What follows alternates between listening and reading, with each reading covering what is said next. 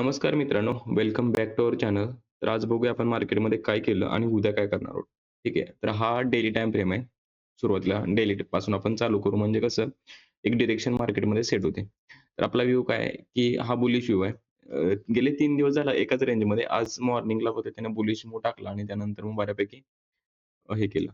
ठीक आहे. तर अजून पण हा बुलिशच मूव्ह आहे. ह्याच्यामध्ये काही चेंजेस नाही. जोपर्यंत 22,800 च्या खाली कॅन्डल क्लोज मिळत नाही ना, तोपर्यंत हा व्ह्यू बुलिश आहे. ठीक आहे. जशी कॅन्डल 15 मिनिटाची किंवा 1 तासाची क्लोज होईल ना, तर त्यानंतर आपण 100% बेरिशला जाणार आहोत आणि तो पण 500 पॉइंटसाठी. ठीक आहे. मी प्रत्येक व्हिडिओमध्ये एक्सप्लेन करतोय. आत्ता पण करतोय. ठीक आहे. तर आता इंट्राडेनुसार आपण जाऊया आणि इंट्राडे म्हणजे काय तर छोट्या टाईम फ्रेममध्ये 15 मिनिटं. जनरली आपण ट्रेड 15 मिनिटामध्ये घेतो. त्याचं कारण असं आहे, की जास्त असते. छोट्या टाईम फ्रेममध्ये 5 मिनिटामध्ये ॲक्युरसी भयंकर लो असते आणि डिरेक्शन सेट होत नाही मार्केटमध्ये. आता for example me support resistance on करतो. थोडं 1 मिनिट त्याच्या आधी मी तुम्हाला हा जो प्लॅन आहे ना, हा आता फ्लॅग एंड पोल दिसतोय मला बरं का. म्हणजे हा जो असा आहे ना, तर हा फ्लॅग एंड पोल दिसतोय. जोपर्यंत सपोर्ट ब्रेक होत नाही, तोपर्यंत तुम्हाला तो ॲक्टिव्हेट होत नाही आणि ॲक्टिव्हेट झाल्याशिवाय तो टार्गेट देत नाही. ठीक आहे. सो कधी पण मार्केटमध्ये काम करत असताना ब्रेकडाउन किंवा ब्रेकआउट हे महत्त्वाचं आहे. पण ते बिगर टाईम फ्रेममध्ये असलं पाहिजे. ठीक आहे. तर आता मी सपोर्ट रेझिस्टन्स ऑन करतोय. ठीक आहे. आता उद्यासाठी आपण प्लॅन करूया. उद्यासाठी सिंपल प्लॅन काय? आज इथं बघा, आज बऱ्याच जणांनी इथं ब्रेकआउटला बाय केलं असेल आणि त्यानंतर ट्रॅप झाले असतील. ठीक आहे. तर त्याचं कारण काय असतं माहिती आहे का? मार्केट एका आपल्याला बाय करत असताना किती पॉइंट मूव्ह झालंय हे सगळ्यात महत्त्वाचं आहे. आता फॉर एक्झाम्पल मला एक बेसिक गोष्ट सांगा. निफ्टीची मूव्हमेंट काय असते? साधारण 350 ते 400 पॉइंट असते. ठीक आहे. म्हणजे हायेस्ट. त्यानंतर बऱ्यापैकी 250-300 पण मध्ये निफ्टी खेळते. ठीक आहे. तर मला एक बेसिक सांगा, की आता इथून ते इथपर्यंत सिंगल शॉटमध्ये जर 227 पॉइंट चालले असेल, तर ती कंटिन्यू होईल का? तर ते एक पुलबॅक येणं गरजेचं आहे ना मार्केटमध्ये. सो मग इथं काय आला हा पुलबॅक. मग आपण पुलबॅक तो ट्रेड केला. आपण हा ट्रेड नाही घेतला. कारण आपण इथं ट्राय केला, इकडे ट्राय केला, इथं इथं फक्त हा ट्रेड फक्त आपण कॅप्चर केला बुलिशचा. ठीक आहे. मग हा याच्यामध्ये काही प्रीमियम मूव्ह होत नव्हते किंवा समथिंग गोष्टी होत्या याच्यामध्ये. तर आता इथं लगेच आपण इमिडिएटली जाऊ शकतो का? ट्रॅप होण्याची गरज नाही आणि लगेच तुम्हाला तसा ट्रेड मिळेल हे पण आपण सांगू शकत नाही, की आपण आपण एक्सपेक्ट नाही करू शकत, की ही कॅन्डल लगेच निघून जाईल. ठीक आहे. तर असा विषय असतोय.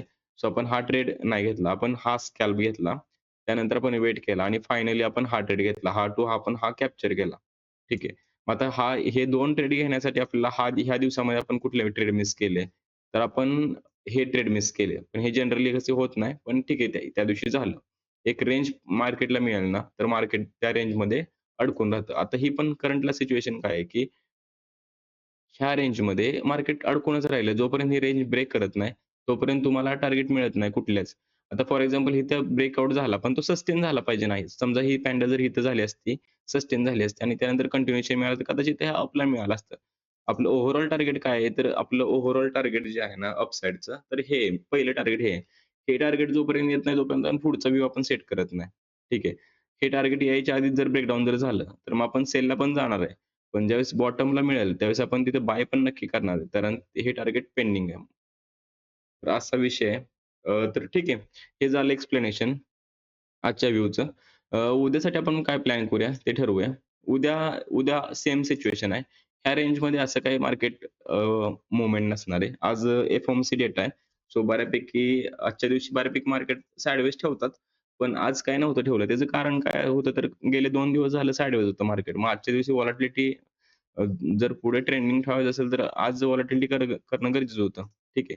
मग टॉप बॉटम मारलाय साइडवेज गेले. म्हणजे आता काही ट्रेंडिंग मूव्ह मार्केटमध्ये येणार आहे. हे कन्फर्म झालं. ठीक आहे. तर आता प्लॅन करत असताना आता प्लॅन करूया. ह्या रेंजमध्ये तर आपण काही करणार नाही आहोत. ब्रेकआउट मिळाल्यानंतर सस्टेन झाल्यानंतर आपण कदाचित बाय करू. पण आता इथं क्वांटिटी कमी ठेवून बाय करू. ठीक आहे. आणि जर सेलला जायचं असेल, तर सेलला आपण एक एक सपोर्ट ॲड करू बरं का इथे. एक सपोर्ट इथं विषय काय आहे, की गेली 3 दिवस झाला हा सपोर्ट रिस्पेक्ट होतोय आणि आपण तो घेत नाहीये. ठीक आहे. तर इथून हा सपोर्ट आहे. ठीक आहे. इथं मी तुम्हाला थोडंसं इथं 22,800 करतो. म्हणजे तो राउंड लेव्हल झाली. 22,800 ठीक आहे. जसं की ह्या लोच्या खाली 15 मिनिटाची कॅन्डल क्लोज मिळाली की नाही, तर तुम्ही इथं सेलला बिंदास जावा. फक्त इथं काय असतं, एक इथं थोडंसं काय करतं मार्केट तुम्हाला ट्रॅप करायचा प्रयत्न करतं. पण 15 मिनिटाची कॅन्डल ह्याच्या खाली सस्टेन झाल्यानंतर आहे ना, तुम्ही ॲडव्हान्समध्ये जाऊ शकता सेलला. ठीक आहे.